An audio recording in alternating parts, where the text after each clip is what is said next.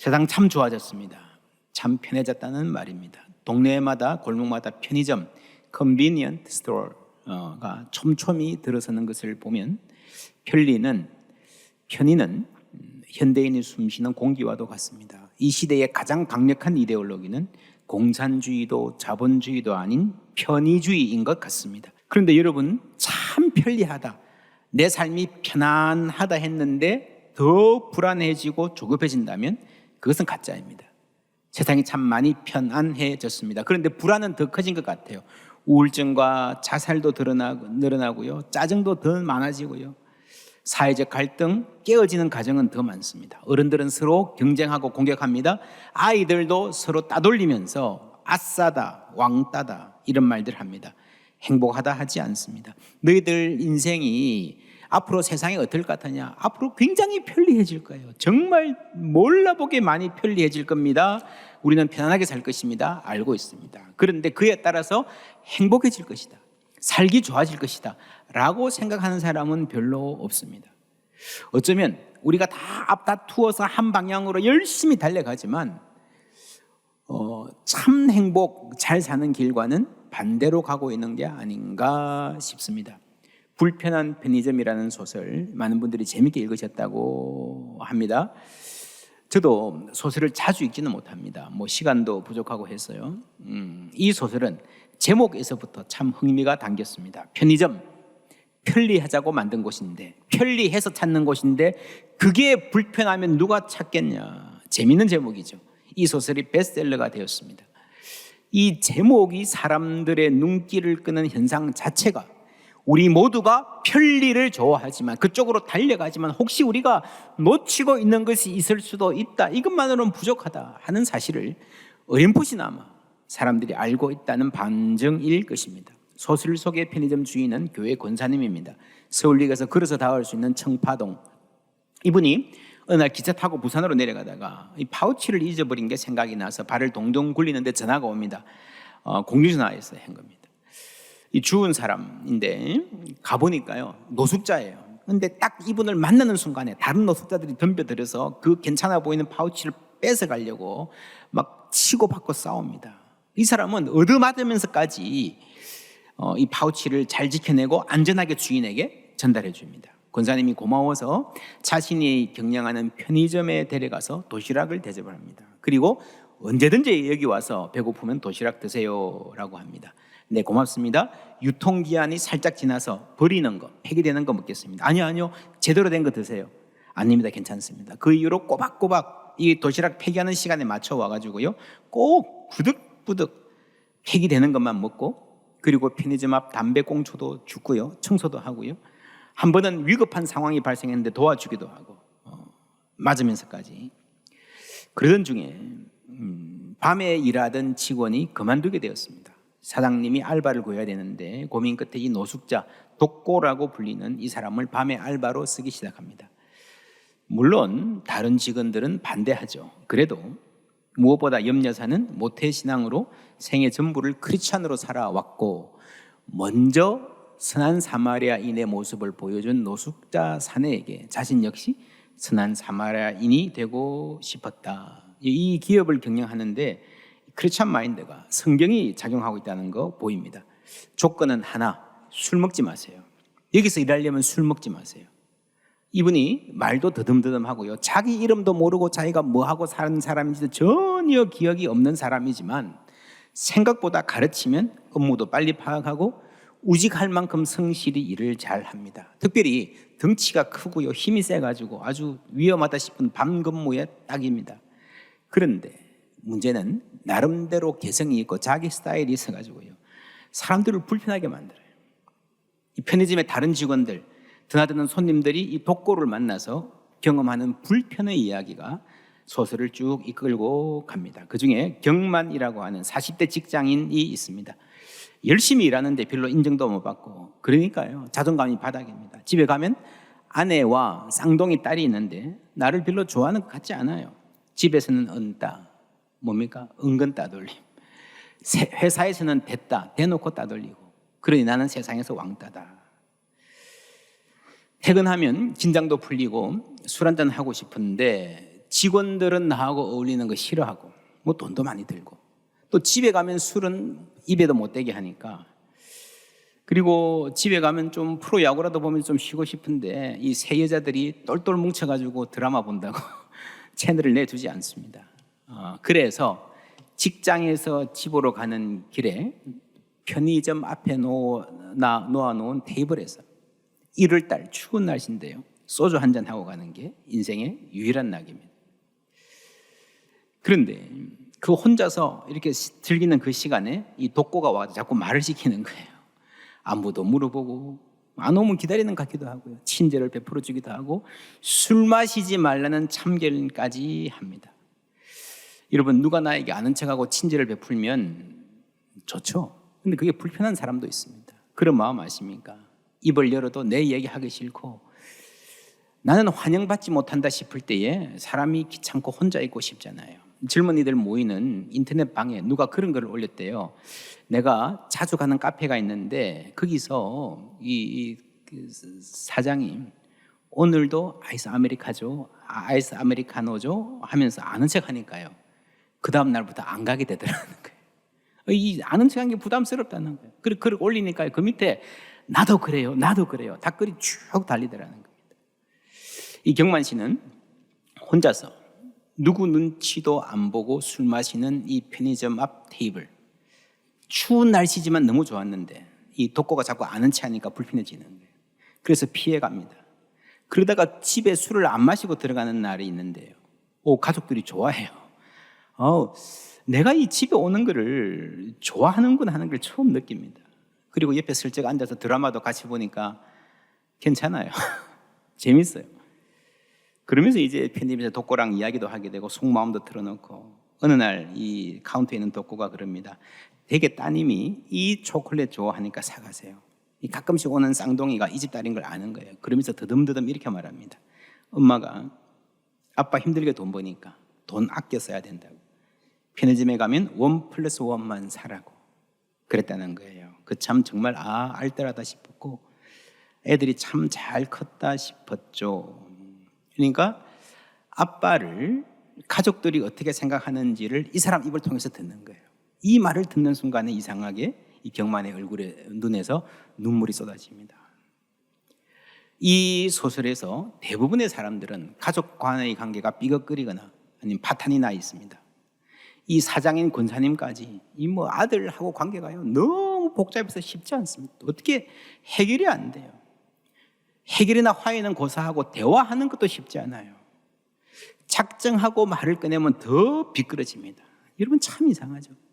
가족은 참 가까운 사이인데요, 그래야 되는데 실제로는 가족이 가장 힘든 사람들 많습니다. 그런데 이 편의점에서 마음이 열리고 조금씩 대화가 되기 시작하면서 그 사람이 가정에 돌아갔을 때 조금씩 가정이 바뀌는 일들이 일어나는 겁니다.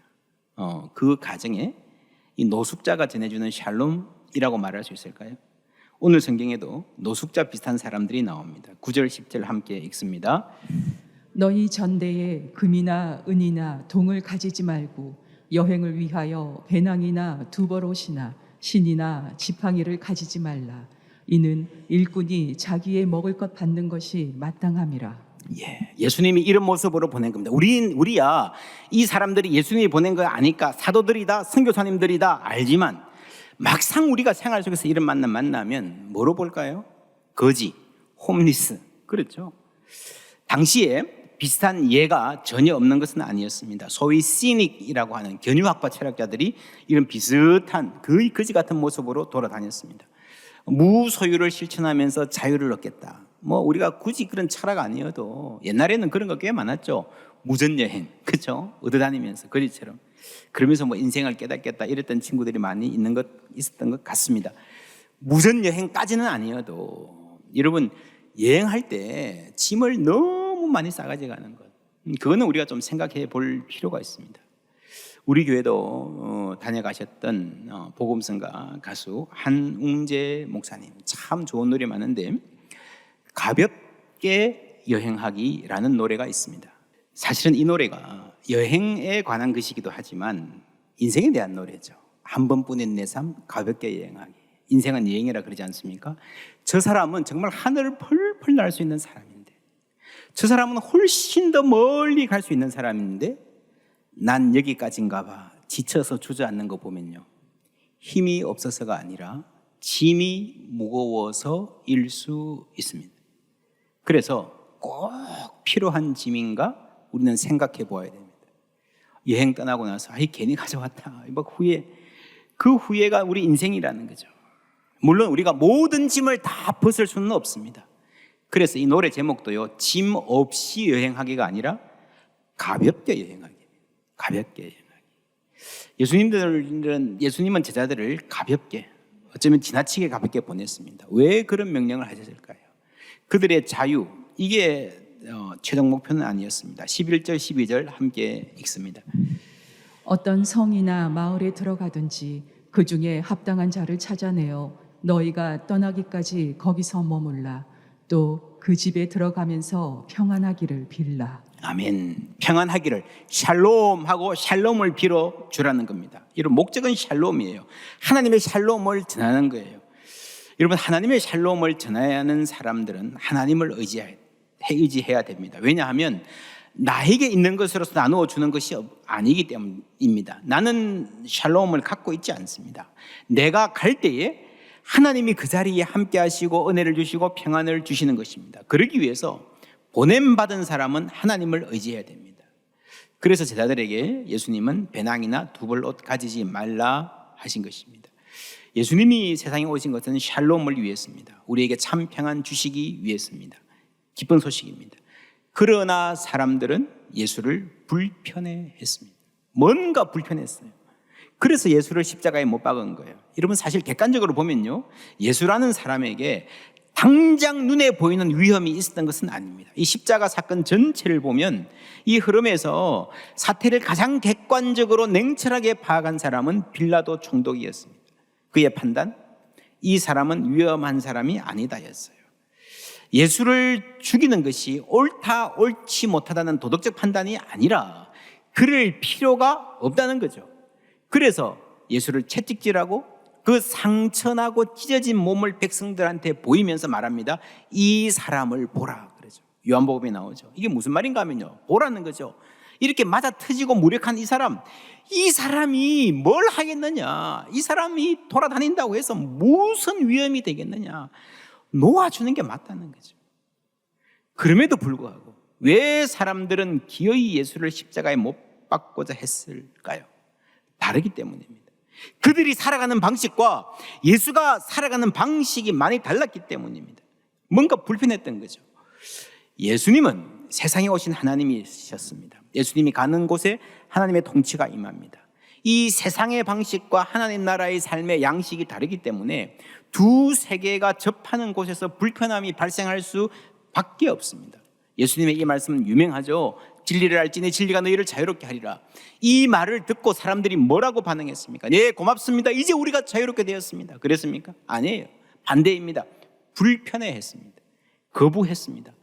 여러분, 옆에 정말 착하게 사는 사람이 있으면 사람들이 뭐라 그래요? 아이들이 다 선생님 말한다고 땡땡이 치는데 한 명만 착실하게 뭘 하면 뭐라 그래요? 너만 잘났냐 그러잖아요. 전부 다 뇌물 받는 공무원들 사이에 청렴한 공무원이 있으면요, 불편해합니다. 자신처럼 타락했으면 좋겠습니다. 예수님께서 일부러 우리를 불편하게 하신 것은 아닙니다. 그러나 우리에게 자유를 주시려면요, 내가 얼마나 자유롭지 못한 상태인가를 알려주셔야 하는 거예요. 고치려면 아프다는 사실을 알려야 되는 거예요. 병 이야기를 해야 되는 거예요. 그 다음에 치유가 있습니다. 우리를 깨끗하게 하시는 하나님의 은혜를 경험하려면 나는 내가 더럽다는 사실을 인정해야 할 줄 믿습니다. 그런데 우리는 그것을 듣기 힘들어하고 불쾌해하고 불편해하는 거예요. 나 혼자만 괜찮다고 잘 사는 것 아닌데, 진짜 괜찮은 것 아닌데, 혼자 잘 살 수 있다고 생각하는 그 착각이 깨어져야 되는 거예요. 그래서 진리는 언제나 우리를 불편하게 만듭니다. 복음은, 참으로 기쁜 소식은 우리를 흔들어 깨우는 거예요. 열심히 쫓아가는데 그 길이 잘못되었다면 잘못되었다고 말해야 되잖아요. 예수님이 우리에게 주시는 것은 평안입니다. 생명입니다. 그러나 여러분, 이것은요, 반드시 함께 오는 것이 있습니다. 로마서 8장 17절을 함께 읽습니다. 자녀이면 또한 상속자 곧 하나님의 상속자요 그리스도와 함께한 상속자니 우리가 그와 함께 영광을 받기 위하여 고난도 함께 받아야 할 것이니라. 아멘. 영광, 하나님의 상속자의 영광, 얼마나 엄청난 영광입니까? 그러나 이 영광과 함께 뭐가 있어요? 고난도 함께 있다는 거예요. 나는 영광만 빼먹겠다. 그런 사람 있죠. 일할 때는 안 보이고 먹을 때만 싹 나타나는 사람. 여러분, 우리 사회가 이렇게 유지되는 것은요, 누군가 불편을 감수해 주기 때문입니다. 소방관들, 경찰들, 의료진들. 그렇죠? 내 입에 밥이 들어가는 것은 누군가 수고했기 때문입니다. 오늘 우리가 이렇게 예수 믿고 사는 것은 100년도 더 넘게 전에 세계에서 가장 불편하고 위험했던 나라, 이 조선에 복음 들고 오신 분들이 있었기 때문입니다. 여러분, 하나님 의지하는 마음 아니면 올 수 있겠습니까? 여러분, 이 마태복음 10장에 나오는 그 제자들에게 주신 그 말씀 그대로 오로지 하나님 의지해야만 갈 수 있는 길, 그 길이 조선으로 가는 길이었습니다. 지금도 그렇습니다. 아무든지 나를 따라오려거든 자기를 부인하고 날마다 제 십자가를 지고 나를 따를 것이니라. 예수님 말씀입니다. 아무든지, 예외는 없습니다. 우리가 선교사가 아니어도, 우리가 당장 순교는 못해도, 사도들처럼 선교사님들처럼 맨몸으로 오지로 떠나지는 못해도, 대단한 헌신은 못해도, 여러분, 제 십자가 뭡니까? 우리가 정말 줄이고 줄여서요 말한다면 조그마한 불편은 감수할 수 있지 않겠습니까? 예수를 위해서, 그리스도를 따르기 위해서. 그래서 2월 한 달은 그리스도를 따르기 위해서 내가 어떤 불편을 감수해야 할까, 감수할 수 있을까 찬찬히 묵상하는 달 되었으면 좋겠습니다. 그 불편을 내 삶에 조금이라도 받아들이는 우리가 되기를 바랍니다. 그 불편 때문에 우리가 하나님 더 의지하게 된다면 그 불편이 우리에게 진리를 가르쳐 줄 것입니다. 불편한 편의점, 이 소설에서 이 주인 염여사는요, 권사이기는 하지만 수요 예배도 열심히 가는 교인이지만 스스로 모범적인 신앙인이라고 생각하지는 않습니다. 무엇보다도 아들이 골쳐요. 아들하고 관계가 너무 힘들어서. 우리가 그렇잖아요. 자식 문제가 있으면요, 내가 아무리 열심히 해도 신앙적인 자신감이 떨어집니다. 그게 우리 문화입니다. 그리고 자식 때문에 자꾸 속 터지니까요, 가끔씩 맥주도 한 잔씩 해요. 밤에. 아이고, 내가 권사가 돼가지고 이래서 되겠냐 하면서도 어쩔 수 없어요. 그런데 이분에게 배울 게 있습니다. 염여사는 편의점으로 돈을 왕창 벌고 싶다는 생각은 없었다.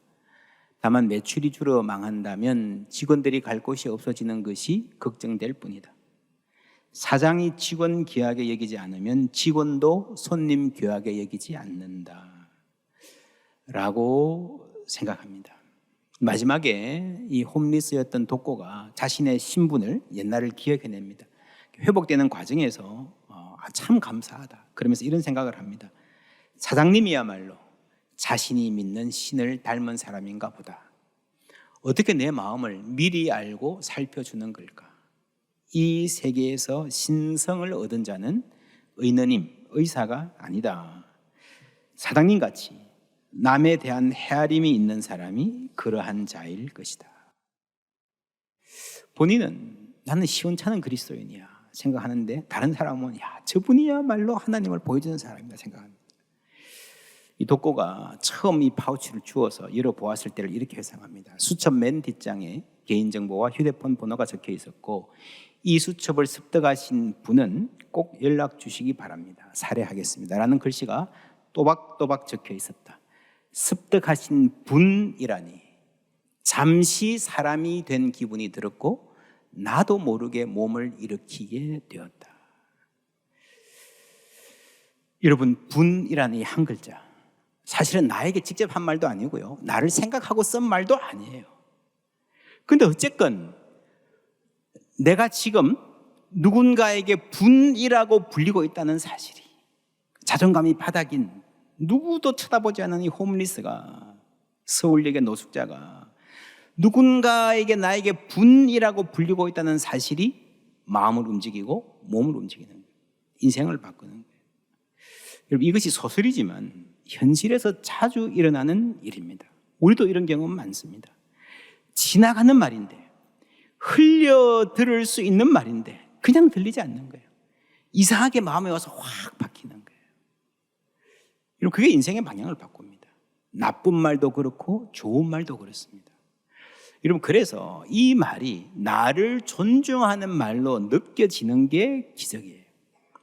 저는 하나님이 하시는 일이라고 믿습니다. 사랑의 말이, 존중의 말이, 희망과 확신의 말이 마음에 팍 박히는 게요, 그게 하나님 은혜입니다. 그리고 우리 모두가 그만큼 관심과 존중에 메말라 있다. 나도 사람 대접받고 싶다는 마음이 간절하다는 걸 보여줍니다. 이 편의점 알바들끼리 쓰는 말 중에요, JS라는 말이 있습니다. 진상이라는 말의 약자예요. 진상. 어디 가나 여러분 무례하게 굴고 함부로 말하고 담배 꽁초 버리고 정말 골치 아픈 사람들 있잖아요. 그 편의점의 최고 진상, JS of JS가 이렇게 말해요. 담배 사러 와가지고 매일 담배 사가는 사람이에요. 근데 무슨 담배 달라고 말하면 될 텐데 안 하고 나 피우는 거 줘 그러는 거예요. 아니, 내가 그렇게 담배를 많이 팔아줬으면 내 담배를 기억해줘야 되는 거 아니야? 말이 됩니까? 이해가 되십니까?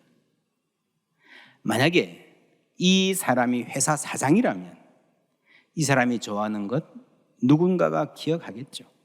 담배든 커피든 기억하려고 노력하겠죠. 모르겠어요. 어떤 사람은 그러면 좀 나이스해질 여유가 있을지도 모르겠습니다. 사장이 아니어도 집에 가면 아빠 삼겹살 좋아하잖아요. 우리 삼겹살 집 가요. 하는 딸이 있거나, 당신 카페라떼 좋아하잖아요. 요 앞에 카페에서 마시다가 생각이 났어요 라고 들고 오는, 가끔씩이라도 그렇게 들고 오는 아내라도 있다면 좀 다르지 않겠습니까? 어쩌면 이 진상 고객도 그렇게 필사적으로 관심과 존중을 바라는 외로운 한 사람일 수도 있겠다 싶습니다. 주위에 아무도 나를 알아주는 사람, 챙겨주는 사람, 내가 뭘 좋아하는지 기억해주고 물어봐주는 사람이 없으니까 편의점에 와서 저러는 거 아닐까요?